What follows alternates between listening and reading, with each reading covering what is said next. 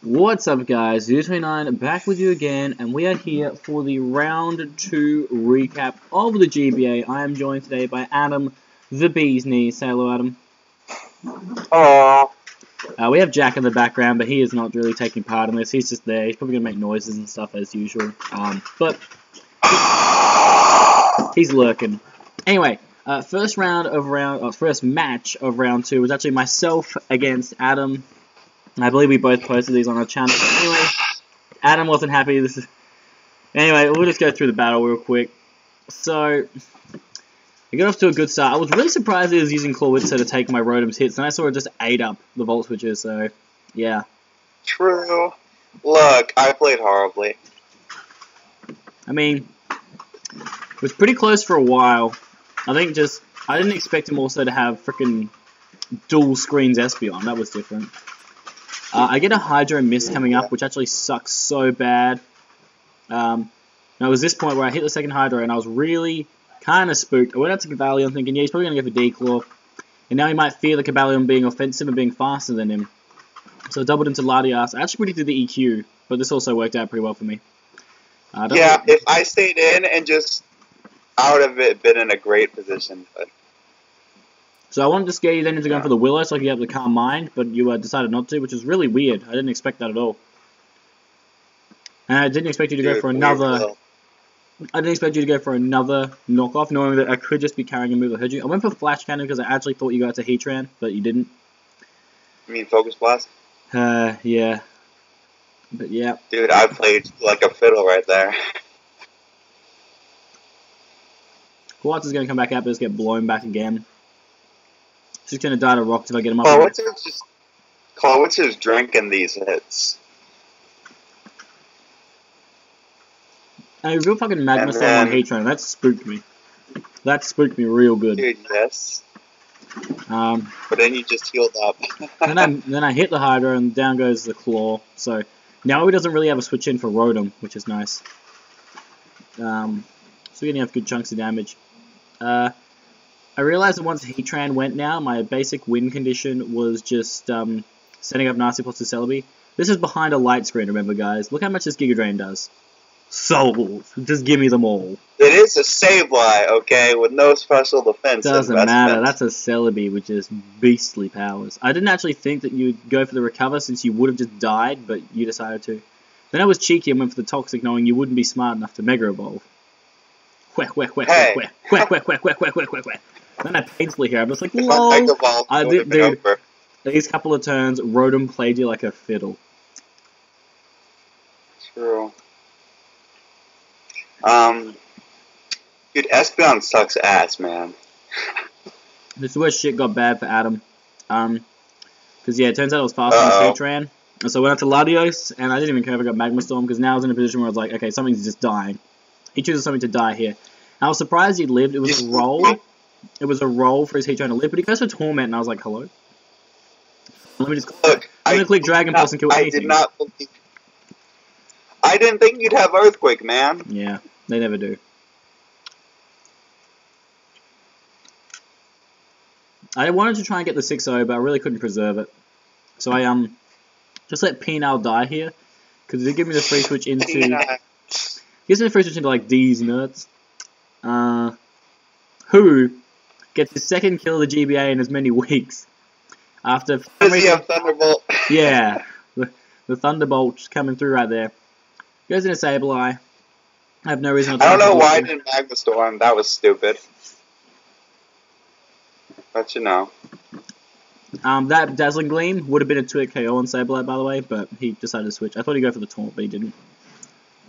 As you can see, Bug Bite does nothing to my Assault Vest Wheezing, who gets off the crucial burn on the Flamethrower here. Not that it really mattered, because at this point, I do just win with Celebi by bringing it in against his Espeon. If he doubled into Sizzle there, he may have had a chance, but now I can just get up a Nasty Plot, and he has nothing to stop me. Because I can just go for a second one, since obviously he can't really attack me with shit, and he was hoping maybe his Sizzle could take this hit, but this is doing like 115 minimum, so goodbye Titanium. And now Celebi's just going to come through and finish this game off for me. Giga Drain just drinking the soul of Sableye, and then Espeon Psychic is going to do... My guitar! Joke's on you. I don't need to own a guitar to play you like one. now. Oh. So, yeah, pick up, yeah. And as Adam said, which is now one of like the kind of famous quotes of the GBA, he should have brought the P2. I think in every battle since then, Adam has brought the P2. So, definitely the one time he didn't. And it's worked out, let's just say. Yeah. But anyway, we're going to move on to the next battle. Okay, guys, we got the next match of round 2 here, which was Frank up against Charles. So the San Francisco Volcaronas against, oh god, what was Charles's team name again? The Jubilife Jump Ups. That's it. So this is actually a pretty close game. Yeah, I'm not going to explain it too much, but I know that it was a close game. So leads out of Moongus, gets off the Spore, but unfortunately, for some reason, Frank is actually just wearing safety goggles on Crobat, predicting him to bring the Spore of Moongus, which is just an amazing Frank is real. So, realist. That Skull Burn would have came in terrible. Yeah. Poor Charles.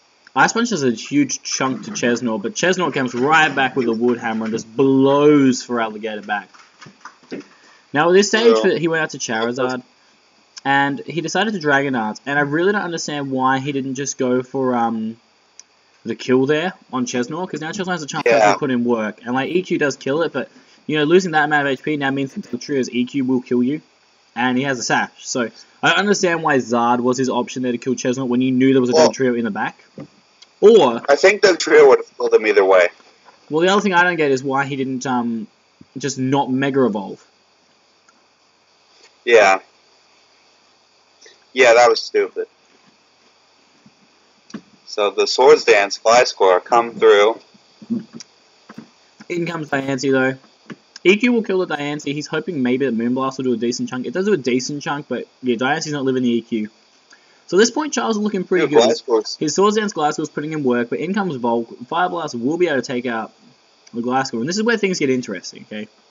So he only has one thing left for Togekiss, and that's Empoleon. And so... Oh god, it's this play. He's going to try and like flinch hacks him here, guys. And this goes on for a little bit. Honestly, Charles's win condition is forcing Frank out into his Crobat, and then going into Rhyperior, because this Rhyperior has Swords Dance and Rock Polish. So his way of winning is going SD, Rock Polish for game. I don't know why I didn't go into Amoonguss during this event. Neither do I. You know, I talked to Charles after the game, and he said that he just... I mean, Charles didn't play right. So he goes out to Crobat, which is just what Charles wants at this situation. He needs to be aggressive here and get the switch out to Rhyperior, and he can basically set up and win. So Crobat's Brave Bird is going to do absolute jack shit. And this is the point where Rhyperior can just go freaking in, because he goes back into Empoleon, but he goes for Rocks this turn. Now at this stage you can click EQ and that'd be the end of Empoleon. But he decided not to. He does go into Amoonguss, makes a smart... I don't know why. He's faster at this point. You know, it's paralyzed. Okay, so Crobat comes back in. Obviously Crobat should default here. So Charles makes the smart play back into Rhyperior. As the default happens, now Charles has an easy chance to at least set up once, especially since Frank decides to Brave Bird there, predicting him to switch. Gets up the Rock Polish, and Crobat goes to the Roost, as he goes for a second Rock Polish. So now he's outspeeding everything on his team. Goes for the Stealth Rocks, gets hit with the BB. Not really much changing there. Now fires off the Stone Edge, and there goes Crobat.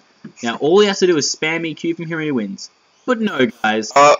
He runs Mega Horn instead of Earthquake, so he's going to die to the Empoleon. What? If he ran EQ, he won the battle. And like now, a regular person. And for some reason, he goes into Togekiss against Empoleon when he could have gone into frickin' Amoonguss. Charles ain't the sharpest tool in the shed sometimes. This is just a frustrating battle at this point. Yeah. You know what? We're basically just going to summarize it for you guys. He tries. Eventually, Empoleon is going to end up critting him with a Scold, take him out.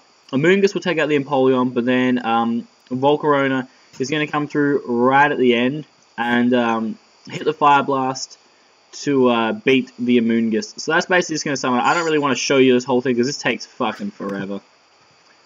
Yeah, there's like no way of fast forwarding this either. Wait, I can skip. try and skip it for you guys.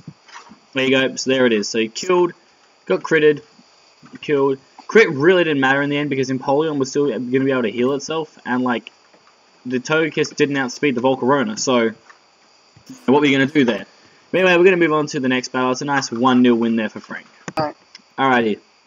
With our next match, which is Jack of the Maryland Bienchars against Matt of the Pittsburgh Steelixes. Jack's been pretty much the dominant force so far at the start of this competition, so he was looking to continue that good form, as he actually brought the Flygon. I didn't think he'd ever use Flygon in the GBA, but he actually brought it. And he brought Energy Ball Meloetta to blow back this Gastrodon. Dude, yeah. It lived, though. That's impressive. And that is a bulky Spadef Gastrodon. But yeah, he goes for the hard voice here, blows back Victini. Like, that is just ridiculous damage. Goes into Vaporeon, but that is a banded U-turn that does a lot to Vaporeon. And he has the Ferrothorn in return. But Manectric is here. Rocks is going to go up, which isn't really too bad, honestly, for Jack's team. Jack's team doesn't really care about Rocks. As he can just find a Manectric. He's got Rapid Spin. Yeah, goes to Manectric, gets a little Flamethrower, and now he's free to just fire for Thunderbolt. And for some reason, he stays in with Starmie. He didn't really have a switch in for. I don't know why he sacked off Starmie. I mean, he should have gone into. I mean, he should have sacked off Gastrodon there because Starmie puts in a work against like almost all of Jack's team. So that was a bad play. Focus Blast connects and ends up killing Gastrodon. Meloetta, though, doesn't have a way of healing herself, so it's quite weak, so PZ can just come in, fire off a Tri-Attack, and that will be enough to kill. I mean, it's a powerful Tri-Attack. Goes back into Ferrothorn, predicting the U-turn, as the Journal's going to take some more damage. Goes out to Zapdos, and there's like really nothing he can do about this Manectric. The only way of beating Manectric Manectric comes in and kills. Yeah, the only way he can actually beat Manectric from here is with Scolipede. But Jack has the Skarmory in the back, so it doesn't matter. Actually, Skarmory and Manectric is a really annoying little core to deal with too. Yeah. So annoying. But anyway. He gets up the rocks showing he can't do a thing about it. Yeah, exactly. Now the spikes can go up and there's nothing you can really do. Like, at the end of the day, Manectric just wins here. Yeah, poor Matt. And we can just watch Jack finish Jack's the man going to reveal off. the Fire Punch here, which is a nice little tech that he actually had on Flygon. It doesn't do that much. Yeah, it doesn't kill though. Which means that Ferrothorn can just miss his Power Whip though. And that's going to be unfortunate. If he ran Gyro Ball, they definitely would have killed the Flygon. But unfortunately not. As PZ can just come in now and basically clean up the Flygon after the Fire Punch. Probably Scarf Flygon, I'm assuming. As Psyshock will kill, but Psyshock won't be able to actually touch good old Don Fam here. Who can just fire off, he can just fire off an EQ. No, he was Specs, I'm pretty sure. Yeah, but he had Tri-Attack, it would still have hurt. No, as in like was locked into Psyshock. No, I know, but didn't he use Psyshock to kill? I mean, he could have used any move. Yeah, true. But Jack's going to pick up the easy 4-0 victory here to continue his solid form. Alright, we are back with the final match of the round. Obviously with issues with Jesse and Vincent, we weren't able to actually get out Aiden and John's matches, but they got their points, so it doesn't matter. The final match is Tom of the Arizona Rattatas against Will of the Relatively Superiors. Tom was expected, honestly, to be like the whipping boy, the wooden spoon of this entire tournament. And after his kind of demoralizing loss against Frank, we weren't expecting him to put up much of a performance against Will, but he's going to give it his best shot. So it's Monkey Man against Tomastar right now. Battle of the egos here. As Tom was able to just fire off a surf, which brings this Monkey Man down to his sash, and he doesn't really have a switch in. But he goes for the Endeavor, and now Tom's able to get the kill with his Omastar, and then goes out to, Burnett, who is gonna, I can't remember what this Burnett does. Yeah, he goes for the Calm Mind, which is great for Tom, because he actually went for, boosting with his own. He has no switch in for this Omastar. So we were thinking, is this just going to be an Omastar sweep? Then we realized that he runs Bishop with Sucker Punch, so no, it won't be. Really annoying that he misspelled Verdugo right now. I don't know why he didn't kill off the Omastar. He decides to try and set up with Bishop, and that was pretty poor play, because, every time you try and set up, you're always going to get scolded. Then he's going to use the cheeky scrub tactics of actually just protecting here with his Politoed.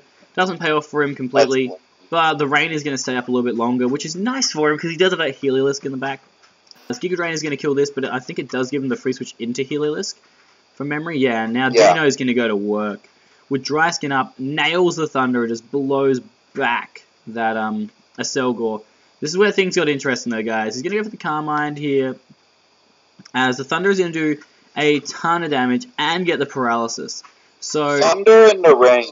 Thunder in the Rain with a Heliolisk was actually just terrifying to watch. And at this point, he went into Chansey. I don't know why he went into Chansey, but he did. And now he's going to go into Armaldo. But this thing is setting up. And basically, Tom's way of winning here is getting a critical hit. Yeah. He's going to Cotton Guard again. Tom's going to hit this, but now he can rest.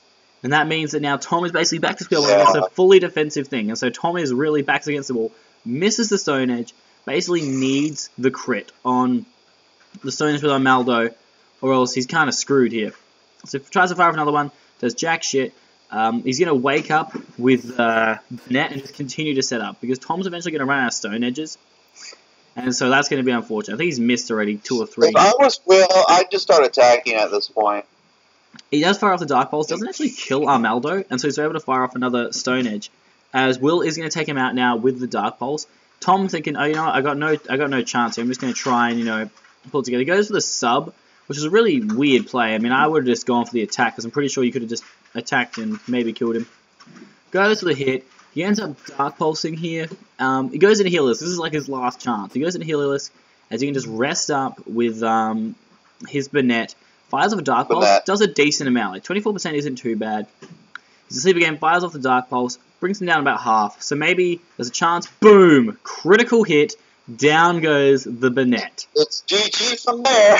Because he's then also going to pick up the flinch on the Mew to be able to fire off another Dark Pulse. I hate Save Y. And even with a crit, knocking off the Choice Scarf, he's still going to be fast enough to fire off another Dark Pulse and pick up a 2-0 victory. Will was so salty after that Tom was able to crit. If Tom didn't crit the Banette there, it was all over, guys. There was no way bringing down that Banette. So Tom picking up a round 2 victory, which nobody saw coming in. It was a great way to close out the round. But guys, thank you so much for watching. Make sure that you subscribe to PokePals, you like this video, and you check out our channels as well. Any closing comments, Adam? Woo! Nope. Good luck. Alright. Anyway, guys, it's Verdugo29, AdamTheBeesKnees, and me, Endoshin, in the background somewhere, signing out.